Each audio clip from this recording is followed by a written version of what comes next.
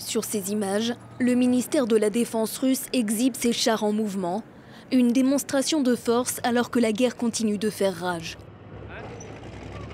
Les troupes de Vladimir Poutine ont pris le contrôle de plusieurs zones clés comme ici en rouge, Tchernobyl, Zaporojye et Kherson.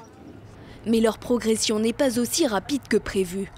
À chacune de leurs avancées, les Russes se heurtent à la résistance de leurs adversaires. La capitale Kiev est toujours debout, sous contrôle ukrainien. Les habitants restés sur place se préparent à l'assaut imminent. Non loin de là, aux abords de la capitale, les civils tentent de fuir Irpin, cité en ruine, rasée par les bombardements.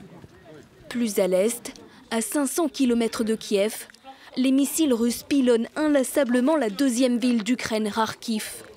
Ici, cet hôpital est rempli de civils blessés comme ce petit garçon, dans un état très grave. Nous étions tous à la maison. L'obus a touché l'appartement, a explosé à l'intérieur et a mis le feu à 2 parties du bâtiment. Mon fils est blessé. Un éclat d'obus est entré par sa mâchoire et s'est logé dans le cou, en haut de la colonne vertébrale. C'était hier. Il a 8 ans. Au sud-ouest, le port d'Odessa est une cible stratégique. Le long de la côte, l'armée russe s'est déjà emparée de Kherson et encercle toujours Mariupol. La prise d'Odessa permettrait de contrôler entièrement l'accès à la mer Noire en Ukraine et d'influer sur les échanges maritimes.